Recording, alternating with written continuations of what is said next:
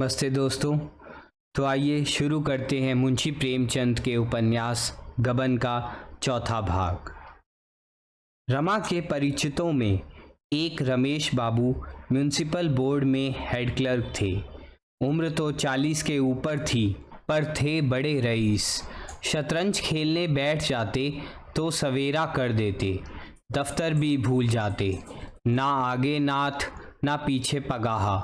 जवानी में स्त्री मर गई थी, दूसरा विवाह नहीं किया। उस एकांत जीवन में सिवा विनोद के और क्या अवलंब था। चाहते तो हजारों के वारे न्यारे करते, पर रिश्वत की कौड़ी भी हराम समझते थे। रमा से बड़ा स्नेह कर रखते थे, और कौन ऐसा निठल्ला था जो रात रात भर उनसे शतरंज खेलता। आज कई दिन से बेचारे बहुत व्याकुल हो रहे थे। शतरंज की एक बाजी भी ना हुई। अखबार कहाँ तक पढ़ते। रमा इधर दो एक बार आया अवश्य, पर बिसात पर ना बैठा। रमेश बाबू ने मोहरे बिछा दिए, उसको पकड़ कर बैठाया, पर वह बैठा नहीं। वह क्यों शतरंज खेलने लगा। बहू आई है, उसका मुंह देखेगा, उससे प्रेमालाप करेगा कि इस बूढ़े के साथ शतरंज खेलेगा। कई बार जी में आया उसे बुलवाएं, पर यह सोचकर कि वह क्यों आने लगा, रह गए। कहाँ जाएं, सिनेमा ही देख आवें, किसी तरह समय तो कटे। सिनेमा से उन्हें बहुत प्रेम ना था, पर इस वक्त उन्हें सिनेमा के सिवा और कुछ ना सूझा। कपड़े पहने और जाना ही चाहते थे कि रमा ने कमरे में कदम रखा। रमेश उसे देखते ही गेंद की तरह लुढ़क कर द्वार पर जा पहुँचे और उसका हाथ पकड़कर बोले, आइए आइए बाबू रमानाथ साहब बहादुर, तुम तो इस बुढ़े को बिल्कुल भूल ही गए। हाँ भाई, अब क्यों आओगे। प्रेमिका की रसीली बातों का आनंद यहाँ कहाँ। चोरी का कुछ पता चला। रमानाथ, कुछ भी नहीं। रमेश, बहुत अच्छा हुआ थाने में रपट नहीं लिखाई, नहीं 100-200 के मत्थे और जाते। बहू को तो बड़ा दुख हुआ होगा। रमानाथ, कुछ पूछिए मत, तभी से दाना पानी छोड़ रखा है। मैं तो तंग आ गया, जी में आता है कहीं भाग जाऊं, बाबूजी सुनते नहीं। रमेश, बाबूजी के पास क्या कोई खजाना रखा हुआ है। अभी 4-5 हजार रुपये खर्च किए हैं, फिर कहाँ से गहने बनवा कर दें। 10-20 हजार रुपये होंगे तो अभी तो बच्चे भी तो सामने हैं, और नौकरी का भरोसा ही क्या। 50 रुपये होता ही क्या है। रमानाथ, मैं तो मुसीबत में फंस गया। अब मालूम होता है कहीं नौकरी करनी पड़ेगी। चैन से खाते और मौज उड़ाते थे, नहीं तो बैठे बिठाए इस माया जाल में फंसे। अब बतलाइए, है कहीं नौकरी चाकरी का सहारा। रमेश ने ताक पर से मोहरे और बिसात उतारते हुए कहा, आओ एक बाजी हो जाए, फिर इस मामले की सोचें। इसे जितना आसान समझ रहे हो उतना आसान नहीं है। अच्छे अच्छे धक्के खा रहे हैं। रमानाथ, मेरा तो इस वक्त खेलने को जी नहीं चाहता। जब तक यह प्रश्न हल ना हो जाए मेरे होश ठिकाने नहीं होंगे। रमेश बाबू ने शतरंज के मोहरे बिछाते हुए कहा, आओ बैठो, एक बार तो खेल लो, फिर सोचें क्या हो सकता है। रमानाथ, जरा भी जी नहीं चाहता। मैं जानता कि सिर मुड़ाते ही ओले पड़ेंगे तो मैं विवाह के नज़दीक ही ना जाता। रमेश, अजी 2-4 चाले चलो तो आप ही आप जी लग जाएगा। ज़रा अकल की गांठ तो खुले। बाजी शुरू हुई। कई मामूली चालों के बाद रमेश बाबू ने रमा का रुख पीट लिया। रमानाथ, ओह क्या गलती हुई। रमेश बाबू की आंखों में नशे की सी लाली छाने लगी। शतरंज उनके लिए शराब से कम मादक ना था। बोले, बहनी तो अच्छी हुई, तुम्हारे लिए मैं एक जगह सोच रहा हूँ, मगर वेतन बहुत कम है, केवल 30 रुपये। वह रंगी दाढ़ी वाले खां साहब नहीं हैं? उनसे काम नहीं होता, कई बार बचा चुका हूँ। सोचता था जब तक किसी तरह काम चले बने रहें। बाल बच्चे वाले आदमी हैं। वह तो कई बार कह चुके हैं मुझे छुट्टी दीजिए, तुम्हारे लायक तो वह जगह नहीं है, चाहो तो कर लो। यह कहते कहते रमा का फीला मार लिया। रमा ने फीले को फिर उठाने की चेष्टा करके कहा, आप मुझे बातों में लगाकर मेरे मोहरे उड़ाते जाते हैं, इसकी सनद नहीं। लाओ मेरा फीला। रमेश, देखो भाई, बेईमानी मत करो, मैंने तुम्हारा फीला ज़बरदस्ती तो नहीं उठाया। हाँ, तो तुम्हें वह जगह मंजूर है? रमानाथ, वेतन तो 30 है। रमेश, हाँ, वेतन तो कम है, मगर शायद आगे चलकर बढ़ जाए। मेरी तो राय है कर लो। रमानाथ, अच्छी बात है, आपकी सलाह है तो कर लूँगा। रमेश, जगह आमदनी की है, मियाँ ने तो उसी जगह पर रहते हुए लड़कों को MA LLB करा लिया, 2 कॉलेज में पढ़ते हैं, लड़कियों की शादियाँ अच्छे घरों में की। हाँ, ज़रा समझ बूझ कर काम करने की ज़रूरत है। रमानाथ, आमदनी के मुझे परवाह नहीं, रिश्वत कोई अच्छी चीज़ तो है नहीं। रमेश, बहुत खराब, मगर बाल बच्चों वाले आदमी क्या करें, 30 रुपये में गुजर नहीं हो सकती। मैं अकेला आदमी हूँ, मेरे लिए 150 काफ़ी हैं, कुछ बचा भी लेता हूँ, लेकिन जिस घर में बहुत से आदमी हों, लड़कों की पढ़ाई हो, लड़कियों की शादियाँ हों, वह आदमी क्या कर सकता है? जब तक छोटे छोटे आदमियों का वेतन इतना ना हो जाएगा कि वह भला मानस ही के साथ निर्वाह कर सके, तब तक रिश्वत बंद ना होगी। यही रोटी दाल घी दूध तो वह भी खाते हैं, फिर एक को 30 रुपये और दूसरे को 300 रुपये क्यों देते हैं? रमा का फर्जी पिट गया। रमेश बाबू ने बड़े ज़ोर से कहा माराबा। रमा ने रोष के साथ कहा, अगर आप चुपचाप खेलते हैं तो खेलिए, नहीं मैं जाता हूँ। मुझे बातों में लगाकर सारे मोहरे उड़ा लिए। रमेश, अच्छा साहब, अब बोलूँ तो ज़बान पकड़ लीजिए। यह लीजिए शह, तो तुम कल अर्जी दे दो।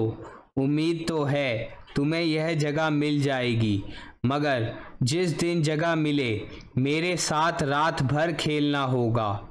रमानाथ, आप तो 2 ही मातों में रोने लगते हैं। रमेश, अजी वह दिन गए जब आप मुझे मात दिया करते थे। आजकल चंद्रमा बलवान है, इधर मैंने एक मासी किया है, क्या मजाल कि कोई मात दे सके। फिर शह। रमानाथ, जी तो चाहता है दूसरी बाजी मात देकर जाऊं, मगर देर होगी। रमेश, देर क्या होगी, अभी तो 9 बजे हैं, खेल लो, दिल का अरमान निकल जाए। यह शय और मात। रमानाथ, अच्छा, कल की रही, कल ललकार कर 5 मातें ना दी तो कहिएगा। रमेश, अजी जाओ भी, तुम मुझे क्या मात दोगे, हिम्मत हो तो अभी सही। रमानाथ, अच्छा आइए, आप भी क्या कहेंगे, मगर मैं 5 बाजियों से कम ना खेलूंगा। रमेश, 5 नहीं, तुम 10 खेलो जी, रात तो अपनी है, तो चलो फिर खाना खा लें, तब निश्चिंत होकर बैठें। तुम्हारे घर कहलाए देता हूँ कि आज यहीं सोएंगे, इंतज़ार ना करें।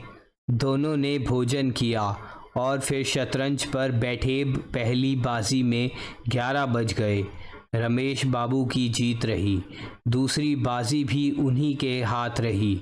तीसरी बाजी खत्म हुई तो 2 बज गए। रमानाथ, अब तो मुझे नींद आ रही है। रमेश, तो मुंह धो डालो, बरख रखी है, मैं 5 बाजियां खेले बगैर सोने नहीं दूंगा। रमेश बाबू को यह विश्वास हो रहा था कि आज मेरा सितारा बुलंद है, नहीं तो रमा को लगातार 3 मात देना आसान ना था। वह समझ गए थे इस वक्त चाहे जितने बाजियां खेलूं, जीत मेरी ही होगी। मगर जब चौथी बाजी हार गए तो यह विश्वास जाता रहा, उल्टे यह भय हुआ कि कहीं लगातार हारता ना जाऊं। बोले, अब सोना चाहिए रमानाथ। क्यों, 5 बाजियां पूरी ना कर लीजिए? रमेश, कल दफ्तर भी तो जाना है। रमा ने अधिक आग्रह ना किया। दोनों सोए। रमा यूं ही 8 बजे से पहले ना उठता था, फिर आज तो 3 बजे सोया था। आज तो उसे 10 बजे तक सोने का अधिकार था। रमेश नियमानुसार 5 बजे उठ बैठे, स्नान किया, संध्या की, घूमने गए और 8 बजे लौटे। मगर रमा तब तक सोता ही रहा। आखिर जब 9:30 बज गए तो उन्होंने उसे जगाया। रमा ने बिभड़ कर कहा, नाहक जगा दिया, कैसी मज़े की नींद आ रही थी। रमेश, अजी वह अर्जी देनी है कि नहीं तुमको? रमानाथ, आप दे दीजिएगा। रमेश, और जो कहीं साहब ने बुलाया तो मैं ही चला जाऊंगा। रमानाथ, जो चाहे कीजिएगा, मैं तो सोता हूँ। रमा फिर लेट गया और रमेश ने भोजन किया, कपड़े पहने और दफ्तर चलने को तैयार हुआ। उसी वक्त रमानाथ हड़बड़ा कर उठा और आंखें मलता हुआ बोला, मैं भी चलूंगा। रमेश, अरे मुंह हाथ तो धो ले भले आदमी। रमानाथ, आप तो चले जा रहे हैं। रमेश, नहीं, अभी 15-20 मिनट तक रुक सकता हूँ, तैयार हो जाओ। रमानाथ, मैं तैयार हूँ, वहाँ से लौटकर घर भोजन करूँगा। रमेश, कहता तो हूँ अभी आधा घंटे तक रुका हुआ हूँ। रमा ने 1 मिनट में मुंह धोया, 5 मिनट में भोजन किया और चटपट रमेश के साथ दफ्तर चला। रास्ते में रमेश ने मुस्कुरा कर कहा, घर क्या बहाना करोगे, कुछ सोच रखा है? रमानाथ, कह दूंगा, रमेश बाबू ने आने नहीं दिया। रमेश, मुझे गालियां दिलाओगे और क्या फिर कभी ना आने पाओगे? रमानाथ, ऐसी स्त्री भक्त नहीं हूँ। हाँ, यह तो बताइए, मुझे अर्जी लेकर तो साहब के पास ना जाना पड़ेगा। रमेश, और क्या तुम समझते हो घर बैठे जगह मिल जाएगी? महीनों दौड़ना पड़ेगा, महीनों। बीसियों सिफारिशें लानी पड़ेंगी, सुबह शाम हाजिरी देनी पड़ेगी। क्या नौकरी मिलना इतना आसान है? रमानाथ, तो मैं ऐसी नौकरी से बाज आया। मुझे तो अर्जी लेकर जाते ही शर्म आती है। खुशामदें कौन करेगा? पहले मुझे क्लर्कों पर बड़ी हंसी आती थी, मगर वही बला मेरे सिर पर पड़ी। साहब डांट वांट तो ना बताएंगे? रमेश, बुरी तरह डांटता है, लोग उसके सामने जाते हुए कांपते हैं। रमानाथ, तो फिर मैं घर जाता हूँ, यह सब मुझसे ना बर्दाश्त होगा। रमेश, पहले सब ऐसे ही घबराते हैं, मगर सहते सहते आदत पड़ जाती है। तुम्हारा दिल धड़क रहा होगा कि ना जाने कैसी बीतेगी। जब मैं नौकर हुआ तो तुम्हारी उम्र में मेरी भी थी और शादी हुए 3 ही महीने हुए थे जिस दिन मेरी पेशी होने वाली थी।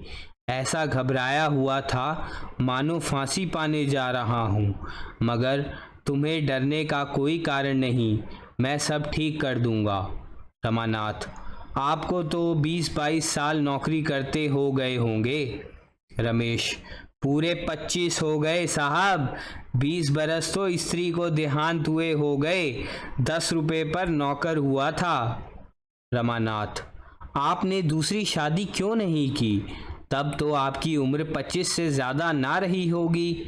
रमेश ने हंसकर कहा, बर्फी खाने के बाद गुड़ खाने को किसका जी चाहता है? महल का सुख भोगने के बाद झोंपड़ी किसे अच्छा लगता है? प्रेम आत्मा को तृप्त कर देता है। तुम तो मुझे जानते हो, अब तो बूढ़ा हो गया हूँ, लेकिन मैं तुमसे सच कहता हूँ, इस विदुर जीवन में मैंने किसी स्त्री की ओर आंख तक नहीं उठाई। कितनी ही सुंदरियां देखी, कई बार लोगों के विवाह के लिए घेरा भी, लेकिन कभी इच्छा ना हुई। उस प्रेम की मधुर स्मृतियों में मेरे लिए प्रेम का सजीव आनंद भरा हुआ है। यूं बातें करते हुए दोनों आदमी दफ्तर पहुंच गए। रमा दफ्तर से घर पहुंचा तो 4 बज रहे थे। वह दफ्तर ही में था कि आसमान पर बादल घिर आए। पानी आया ही चाहता था, पर रमा को घर पहुंचने की इतनी बेचैनी हो रही थी कि उससे रुका ना गया। हाथे के बाहर भी ना निकलने पाया था कि जोर की वर्षा होने लगी। आषाढ़ का पहला पानी था। एक ही क्षण में वह लथपथ हो गया। फिर भी वह कहीं रुका नहीं। नौकरी मिले जाने का शुभ समाचार सुनाने का आनंद इस दोगड़े की क्या परवाह कर सकता था। वेतन तो केवल 30 रुपये ही थे, पर जगह आमदनी की थी। उसने मन ही मन हिसाब लगा लिया था कि कितना मासिक बचत हो जाने से वह जालपा के लिए चंद्रहार बनवा सकेगा। अगर 50-60 रुपये महीना भी बच जाए तो 5 साल में जालपा गहनों से लद जाएगी। कौन सा आभूषण कितने का होगा, इसका भी उसने अनुमान कर लिया था। घर पहुंचकर उसने कपड़े भी ना उतारे, लथपथ जालपा के कमरे में पहुंच गया। जालपा उसे देखते ही बोली, यह भीग कहाँ गए? रात कहाँ गायब थे? रमानाथ, इस नौकरी की फिक्र में पड़ा हुआ हूँ। इस वक्त दफ्तर से चला आता हूँ। म्यूनसिपालिटी के दफ्तर में मुझे एक जगह मिल गई। जालपा ने उछल कर पूछा, सच? कितने की जगह है? रमा को ठीक ठीक बतलाने में संकोच हुआ। 30 की नौकरी बताना अपमान की बात थी। स्त्री की नज़रों में तुच्छ बनना कौन चाहता है। बोला, अभी तो 40 मिलेंगे, पर जल्द तरक्की होगी। जगह आमदनी की है। जालपा ने उसके लिए किसी बड़े पद की कल्पना कर रखी थी। बोली, 40 में क्या होगा, भला 60 सभार तो होते। रमानाथ, मिल तो सकती थी 100 रुपये की भी, पर यहाँ रौब है और आराम है। 50-60 रुपये ऊपर से मिल जाएंगे। जालपा, तो तुम घूस लोगे, गरीबों का गला काटोगे? रमा ने हंसकर कहा, नहीं प्रिय, वह जगह ऐसी नहीं कि गरीबों का गला काटना पड़े। बड़े बड़े महाजनों से रकमें मिलेंगी और वह खुशी से गले लगाएंगे। मैं जिसे चाहूँ दिन भर दफ्तर में खड़ा रखूँ। महाजनों का एक एक मिनट एक एक अशर्फी के बराबर है। जल्द से जल्द अपना काम कराने के लिए वे खुशामद भी करेंगे, पैसे भी देंगे। जालपा संतुष्ट हो गई।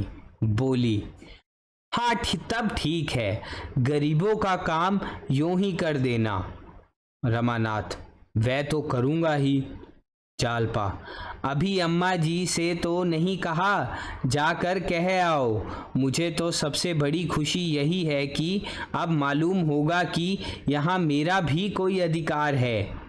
रमानाथ, हाँ जाता हूँ, मगर उनसे तो मैं 20 ही बतलाऊंगा।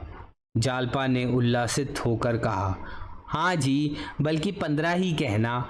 ऊपर की आमदनी की तो चर्चा ही करना व्यर्थ है। भीतर का हिसाब वे ले सकते हैं। मैं सबसे पहले चंद्रहार बनवाऊंगी। इतने में डाकिये ने पुकारा। रमा ने दरवाजे पर जाकर देखा तो उसके नाम एक पार्सल आया था। महाशय दीनदयाल ने भेजा था। लेकर खुश खुश घर में आए और जालपा के हाथों में रख कर बोले, तुम्हारे घर से आया है, देखो इसमें क्या है। रमा ने चटपट कैंची निकाली और पार्सल खोला। उसमें देवदार की एक डिबिया निकली। उसमें एक चंद्रहार रखा हुआ था। रमा ने उसे निकाल कर देखा और हंसकर बोला, ईश्वर ने तुम्हारी सुन ली। चीज तो बहुत अच्छी मालूम होती है। जालपा ने कुंठित स्वर में कहा। अम्मा जी को क्या सूझी, यह तो उन्हीं का हार है, मैं तो इसे ना लूँगी, अभी डाक का वक्त है, हो तो लौटा दो। रमा ने विस्मित होकर कहा। लौटाने की क्या ज़रूरत है, वह नाराज़ ना होंगी? जालपा ने नाक सिकुड़कर कहा। मेरी बला से रानी रूठेंगी, अपना सुहाग लेंगी, मैं उनकी दया के बिना भी जीती रह सकती हूँ। आज इतने दिनों के बाद उन्हें मुझ पर दया आई है, उस वक्त दया ना आई थी जब मैं उनके घर से विदा हुई थी। उनके गहने उन्हें मुबारक हों, मैं किसी का एहसान नहीं लेना चाहती, अभी उनके ओढ़ने पहनने के दिन हैं, मैं क्यों बाधक बनूं? तुम कुशल से रहोगे तो मुझे बहुत गहने मिल जाएंगे। मैं अम्मा जी को यह दिखाना चाहती हूँ कि जालपा तुम्हारे गहनों की भूखी नहीं है। रमा ने संतोष देते हुए कहा। मेरी समझ में तो तुम्हें हार रख लेना चाहिए। सोचो उन्हें कितना दुख होगा। विदाई के समय यदि ना दिया तो अच्छा ही किया, नहीं तो और गहनों के साथ यह भी चला जाता। जालपा, मैं इसे नहीं लूंगी, यह निश्चय है। रमानाथ, आखिर क्यों? जालपा, मेरी इच्छा। रमानाथ, इस इच्छा का कोई कारण भी तो होगा। जालपा रूंधे हुए स्वर में बोली। कारण यही है कि अम्मा जी इसे खुशी से नहीं दे रही हैं। बहुत संभव है कि इसे भेजते समय वह रोई भी हों, और इसमें तो कोई संदेह ही नहीं कि इसे वापस पाकर उन्हें सच्चा आनंद होगा। देने वाले का हृदय देखना चाहिए। प्रेम से यदि वह मुझे एक छल्ला भी दे दें तो मैं दोनों हाथों से ले लूं। जब दिल पर जब्र करके दुनिया की लाज से या किसी के धिक्कारने से दिया तो क्या दिया? दान भिखारियों को दिया जाता है। मैं किसी का दान ना लूँगी, चाहे वह माता ही क्यों ना हो। माता के प्रति जालपा का यह द्वेष देखकर रमा और कुछ न कह सका। द्वेष तर्क और प्रमाण नहीं सुनता। रमा ने हार ले लिया और चारपाई से उठता हुआ बोला, ज़रा अम्मा और बाबूजी को तो दिखा दूँ, कम से कम उनसे पूछ तो लेना ही चाहिए। जालपा ने हार उसके हाथ से छीन लिया और बोली, वे लोग मेरे कौन होते हैं जो मैं उनसे पूछूं? केवल एक घर में रहने का नाता है। जब वह मुझे कुछ नहीं समझते तो मैं भी उन्हें कुछ नहीं समझती। यह कहते हुए उसने हार को उसी डिब्बी में रख दिया और उस पर कपड़ा लपेटकर सीने लगी। रमा ने एक बार डरते डरते फिर कहा, ऐसी जल्दी क्या? 10-5 दिन में लौटा देना, उन लोगों की भी खातिर हो जाएगी। इस पर जालपा ने कठोर नज़रों से देखकर कहा, जब तक मैं इसे ना लौटा दूंगी मेरे दिल को चैन ना आएगा, मेरे हृदय में कांटा सा खटकता रहेगा। अभी पार्सल तैयार हुआ जाता है, हाल ही लौटा दो। एक क्षण में पार्सल तैयार हो गया और रमा उसे लिए हुए चिंतित भाव से नीचे चला गया। इससे आगे की कहानी जानने के लिए सुनिए उपन्यास का अगला भाग। और हाँ दोस्तों, आप लोगों से एक प्रार्थना है कि आप देख पा रहे हैं अब हमारा चैनल 1000 सब्सक्राइबर होने में सिर्फ कुछ ही बाकी हैं, तो कृपया जाते जाते चैनल को सब्सक्राइब ज़रूर कर दें। आपका बहुत बहुत धन्यवाद।